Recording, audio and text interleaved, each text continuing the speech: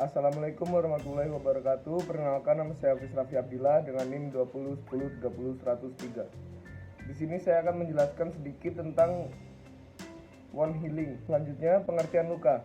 Luka adalah rusak atau hilangnya jaringan tubuh yang terjadi karena adanya suatu faktor yang mengganggu sistem perlindungan tubuh. Faktor tersebut seperti trauma, perubahan suhu, zat kimia, ledakan, sengatan listrik atau gigitan hewan, kulit robek, terpotong atau tertusuk, atau trauma benda tumpul yang menyebabkan kontusi. Tubuh memiliki respon fisiologis terhadap luka, yakni proses penyembuhan luka. Proses penyembuhan luka terdiri dari berbagai proses yang kompleks untuk mengembalikan integritas jaringan. Luka dikategorikan dalam dua jenis, yaitu ada luka terbuka dan luka tertutup.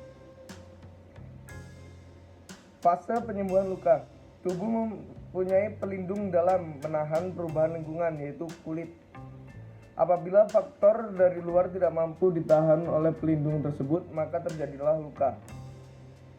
Dalam respon luka, tubuh memiliki fungsi fisiologis penyembuhan luka. Proses penyembuhan ini terdiri dari fase awal, fase intermediate, dan fase lanjutan. Masing-masing fase memiliki proses biologis dan peranan sel yang berbeda-beda. Selanjutnya, pada fase awal ada hemostatis. Pada luka yang menembus epidermis kulit akan merusak pembuluh darah yang menyebabkan pendarahan. Untuk mengatasi hal tersebut, terjadilah proses hemostatis. Proses ini memerlukan peranan platelet dan fibrin. Ketika pembuluh darah pecah, proses pembukuan dimulai dari rangsangan kolagen yang terhadap platelet. Platelet menempel dengan platelet lainnya dimediasi oleh protein fibrinogen dan faktor von Willebrand. Agregasi platelet bersama dengan eritrosit akan menutup kapiler untuk menghentikan pendarahan. Selanjutnya ada fase lanjutan, yaitu inflamasi. Reaksi inflamasi adalah respon fisiologis normal tubuh untuk mengatasi luka. Inflamasi ditandai oleh rubor atau kemerahan, tumor atau pembengkakan, kalor itu munculnya suhu hangat, dan dolor yaitu nyeri. Tujuan dari reaksi inflamasi ini adalah untuk membunuh bakteri yang mengkontaminasi luka. Proses inflamasi. Pada awal terjadinya luka, terjadi vasokonstriksi atau penyumbatan pembuluh darah lokal pada arteri dan kapiler untuk membantu menghentikan pendarahan. Proses ini dimediasi oleh epinefrin atau hormon adrenalin, norepinefrin atau hormon non-adrenalin, dan prostaglandin atau zat struktur kimia menyerupai hormon yang dikeluarkan oleh sel yang cedera.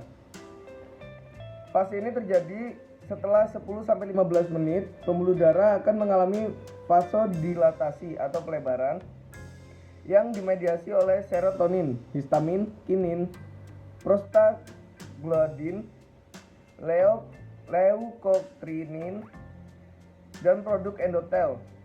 Hal ini yang menyebabkan lokasi luka tampak merah dan hangat, yang bertujuan untuk membunuh bakteri. Selanjutnya, pada hari kedua atau ketiga luka, monosit atau makrofag yang masuk ke dalam luka. Makrofag sebagai sel yang sangat penting dalam penyembuhan luka, memiliki fungsi fagositosis bakteri dan jaringan mati. Makrofag merupakan penghasil sitokin dan growth factor yang menstimulasi proliferasi fibroblast, produksi kolagen, pembentukan pembuluh darah baru, dan proses penyembuhan lainnya. Limfosit T muncul secara signifikan pada hari kelima sampai hari ketujuh luka. Limfosit mempengaruhi fibroblast dengan menghasilkan sitokin yang memiliki peran dalam menyembuhkan luka yang kronis.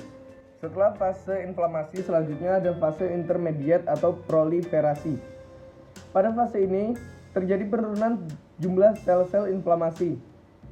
Tanda-tanda radangnya sudah berkurang, munculnya sel fibroblast yang proliferasi, membentuk pembuluh darah baru, epitelisasi, dan kontraksi luka.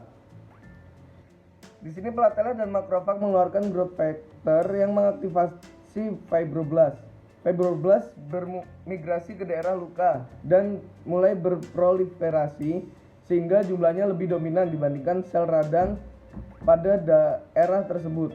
Fase ini terjadi pada hari ketiga sampai hari kelima. Setelah itu fibroblast akan menstimulus pembentukan pembuluh darah baru atau angiogenesis. Angiogenesis adalah proses yang dirangsang oleh kebutuhan energi yang tinggi untuk proliferasi sel yang kaya akan oksigen, dan akan muncul granulasi baru. Pada fase ini terjadi pula epiteliasasi, yaitu proses pembentukan kembali lapisan kulit yang rusak. Dan yang terakhir dari wound healing ada fase akhir atau remodeling.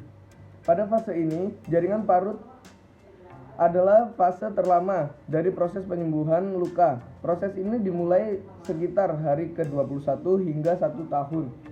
Pembentukan kolagen akan mulai menurun dan stabil. Proses remodeling ini akan meningkatkan kekuatan tahanan luka secara drastis.